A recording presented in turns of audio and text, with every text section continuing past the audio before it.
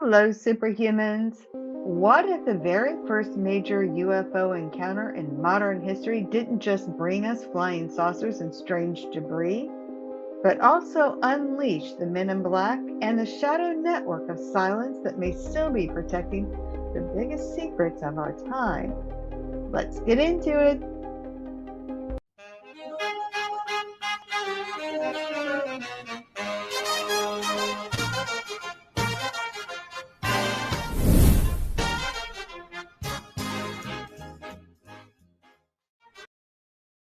In the summer of 1947, a single afternoon on Puget Sound triggered a modern UFO era, introduced the Men in Black, and may have quietly connected to one of America's darkest moments.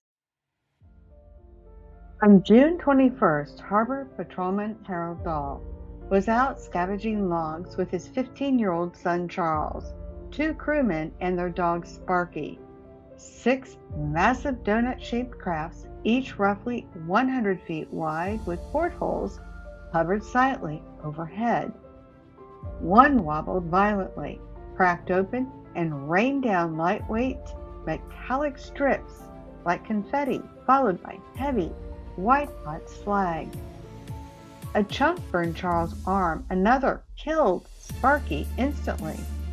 The boat was damaged, the radio died, and the group barely reached shore, watching the damaged craft rejoin the others and sped away. Dahl photographed everything. That night, he told his partner Fred Chrisman. The next morning, Chrisman found the beach littered with strange warm metal and saw one craft hovering before it vanished.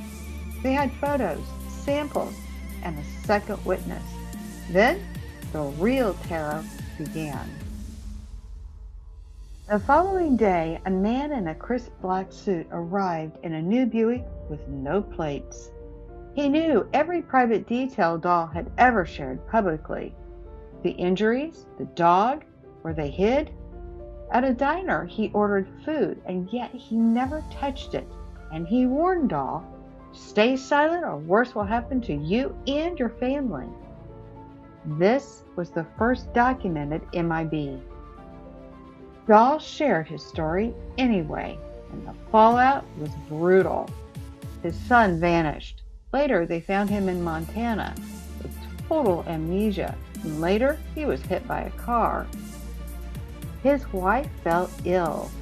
Their business was destroyed, and journalist Kenneth Arnold, fresh from his own flying saucer sighting that coined the term, arrived with yet another pilot. Their Tacoma hotel room was bugged. Anonymous callers knew private details, and the paranoia grew. Two military intelligence officers, Captain Davidson and Lieutenant Brown, flew in, collected the debris samples, and departed after midnight in their B-25 bomber. Hours later, the plane crashed, killing both men. The UFO evidence vanished from the wreckage, and over the following years, roughly a dozen people connected to the case died under suspicious circumstances. Chrisman wasn't just a harbor worker. D-class files later showed intelligence ties as a disruption agent. His name resurfaced in the JFK assassination investigation, linked to Guy Bannister and New Orleans anti-Castro circles. And just 10 days before Kennedy's death, the president issued a memo demanding full UFO disclosure and Soviet cooperation on the topic. Similar black-suited figures have appeared after UFO encounters worldwide ever since, knowing impossible details, confiscating evidence, and enforcing silence. The Maury Island debris was later called ordinary slag, leading many to label the event a hoax. Yet the cover-up machinery it triggered was undeniably real and has operated for decades. That explosive 1947 summer, Maury Island, Arnold sighting, then Roswell, launched Project Blue Book and a lasting pattern of intimidation. Whether protecting secret human technology or hiding something far bigger, the effect has been the same: buried truths and silenced witnesses. In the end, Maury Island case pulled back the curtain on a sophisticated system that controls what we know about our skies and advanced technology. And nearly 80 years later, the same system still seems to be active. So, you know what this means? It's time to remote view. Before we go any further, let's elevate your journey, personal and cosmic.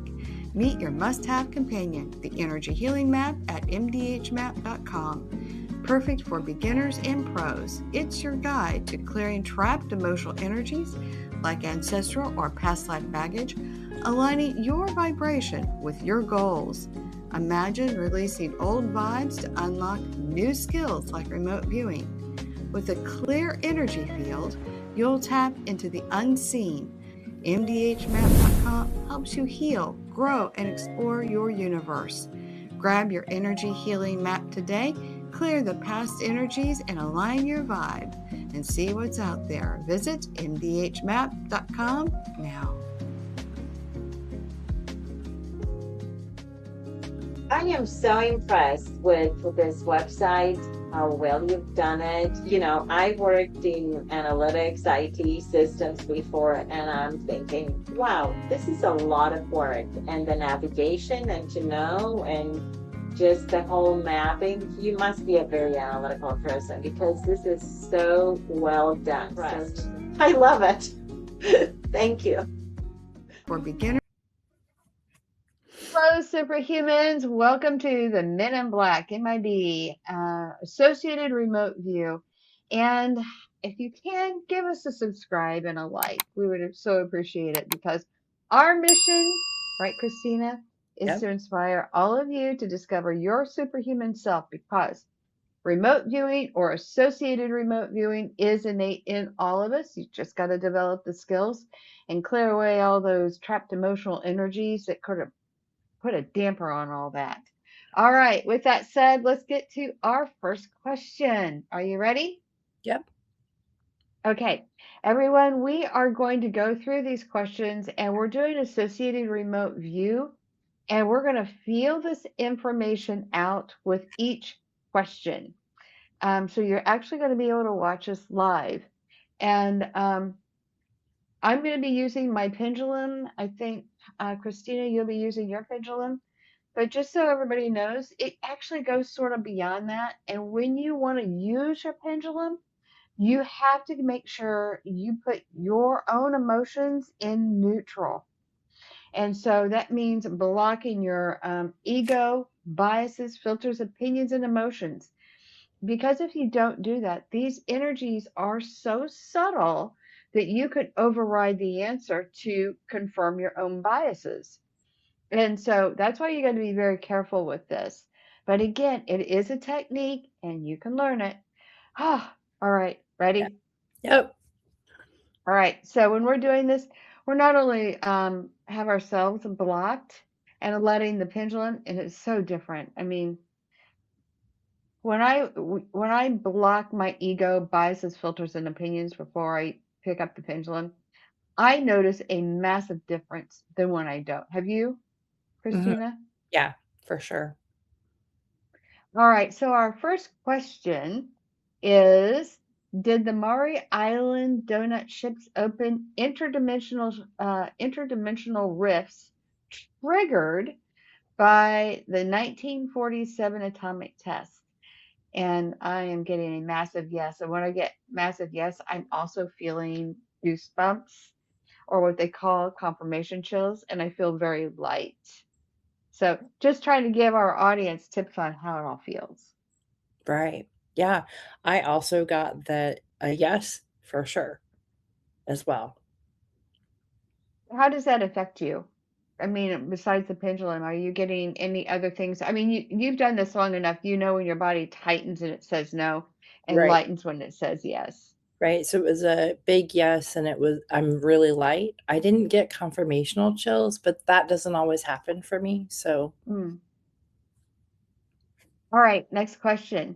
Did the white hot slag and metallic confetti consist of higher density thought forms or Akashic residue? That's sad. I'm getting no. Yeah, same. No? No. Yeah. Bummer. Oh, sometimes you just don't get the answers you want. All right. The next question.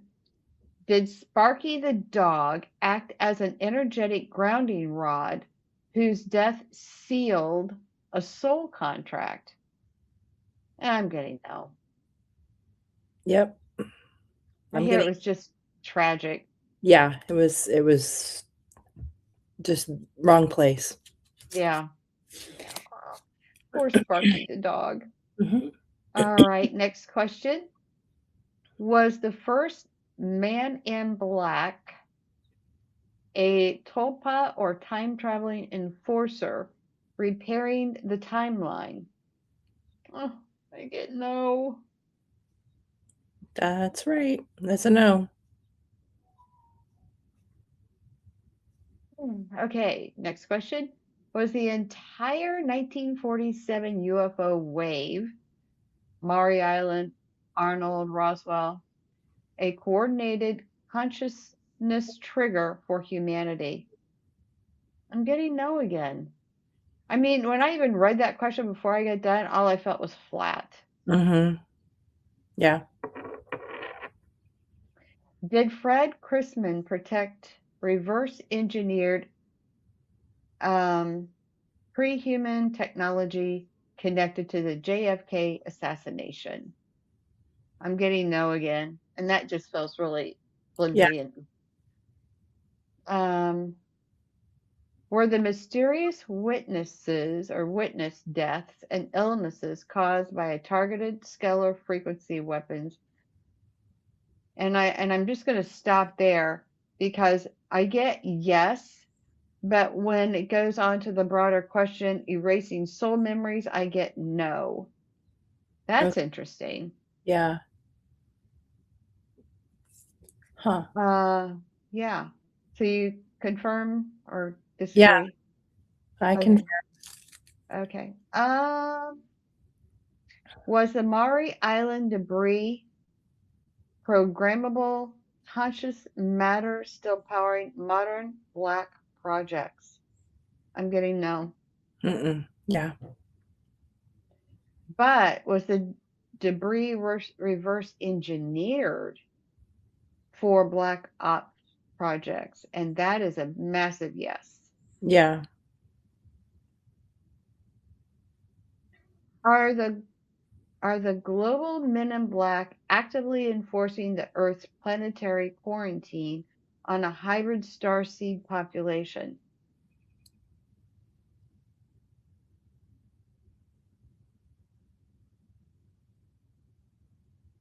I'm getting yes. Mhm. Me too. That shocked me because I always think, oh, this is ridiculous. When I pulled up this question, I'm like, really? It just cracks me up how you expect to get one answer one way and you get a completely different answer. Right? Um, Is consciousness the ultimate technology that would instantly dissolve the UFO control grid upon a mass awakening? And I'm getting yes. Mhm. Yeah. Oh, wow. All right. That's cool. All right. Christina, you got some questions you want to ask and we'll just go from there? Sure. All right. So here's my first question. Um, did the individual who contacted Harold Dahl possess information unavailable through normal means? What? Not only that is a yes, that is like a massive yes. Mm-hmm. So, yes, absolutely. So here's another question. You ready? Hmm. Okay. So, was the visitor acting independently? Didn't know. That's what I get too. What? Wow. Okay. Interesting. Okay, so was the visitor connected to an organized group? Yes. Yes. And so here's another question. Was the visitor's primary purpose intimidation? Yes. Yep. And then was the visitor's primary purpose information gathering? Yes. Mm-hmm. Was the visitor aware of evidence not publicly known? Yes. Yes. Did the visitor represent a government-affiliated organization? No. Nope. Did the visitor represent a private organization? This is weird. I'm getting no. Same. What? That doesn't make sense. Okay. Whatever. You get what you get. Right. Was the visitor's warning intended to prevent disclosure? Getting no.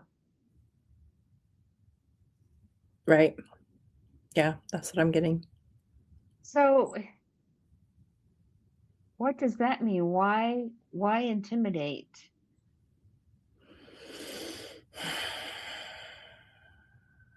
That is weird. So it's not, is this, ask this question. Let's ask Okay. this question. Is our ability to remote view Men in Black, does it have a um, energetic protection layer around it so we cannot discover its intentions? And I'm getting yes. Yeah. All right, so can we bypass this? Can we bypass it? We can't even bypass it. Right. Are we going to know who the Men in Black are within the next 10 years? Linear time. I'm getting no. Right. Can you tell us if they're off-worlders? Are they off-worlders? They are off-worlders. You know what I hear? This is what I hear. So it's interesting how remote viewing works, even associated remote view. Mm-hmm. You can feel, Mm-hmm. see. Sometimes you'll get visuals. Mm-hmm. Sometimes it's clairaudient, and sometimes I think it's at clairsentient, where it's just that knowing pops in. So your mind is tracking one way, and you get information that sort of pops in out of nowhere. It's like I wasn't even thinking about that. That's Mm-hmm. how you know, just for Mm-hmm. our audience to give them tips. What I got was we're an experiment. Say again? We are an experiment. Okay, you froze. You're freezing. We are an Sorry. experiment. That's all right. We are an experiment. This is how it feels like. And it's almost like we can't have so if you drop in something like, say, a probe, and you're trying to see how the monkeys are doing on the planet, or on the island, are they, Mm-hmm. washing their little seashells, and you drop that in, the monkeys get curious and learn from it, then if you essentially you contaminated your experiment. I feel like they're making sure the Right. experiment is not contaminated. I feel like we're an Hmm. experiment. This is so weird because it's okay. So here's how it comes in. So feel this out. Feel this out. I'm getting like there's like all these streams coming in. So there's like this faction where they're trying to make an experiment. They're kind of like doing their thing, messing around here with the humans. But then there's also the other dimensional thing where you've got this contract between energetic beings making a contract with the humans to occupy their bodies. So think of it like this: as souls coming in, The Mhm. soul will continue on when the body dies. And if you think about it, that sort of makes sense with what Dolores Cannon said, Mhm. right? Or there's an agreement where Right. souls can come in and have a human experience. Mhm. And then you got, okay, that's first, that comes in first. And then there comes these critters or whatever they are that are watching the evolution. First of all, is that true? How does that feel to you? And if it is true, then how are they watching the evolution of the soul? I mean, is it so much bigger than what we can even comprehend? So I think it's more than we have the capacity to understand in this form, the way we are right now. Did anything in what I said sort of hit you wrong? No. Wow.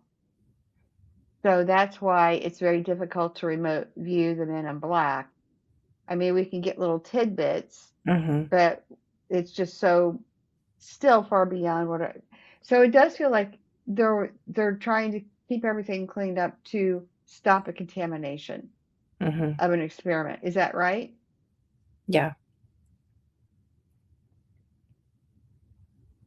And yet we get out there and we like, oh, but we still have it. We reverse engineered it.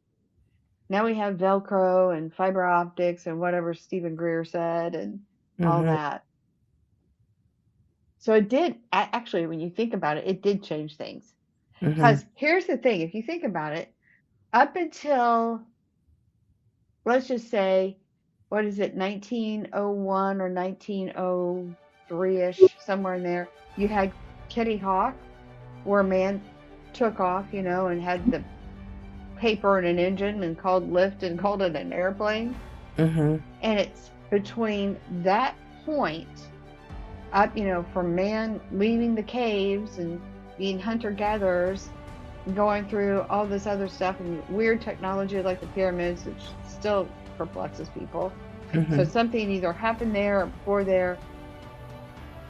And we don't even have the engine until the Romans come in, and then they had kind of a steam engine. Mhm. The ancient Romans did, and then Yep. it sort of went away, probably during the burning of Alexandria. And then it takes how many years just to get the steam engine back? Mhm. And then it's around 1880, 1890 before you got the combustible engine. And with that, 1903-ish, you get, or somewhere in there, I don't remember the time, but it's around there. You have Kitty Hawk. Now Mhm. that is a long time from cave to 1903, and then it's 66 years between Kitty Hawk and Man on the Moon. Yep. That's an astounding leap in technology. Yes. And I don't think that happened by accident. Yeah, I know. Or maybe it did. Mhm. Anyway, so what are your thoughts? This went a direction I wasn't expecting. For sure. Doesn't it always? Right? All right.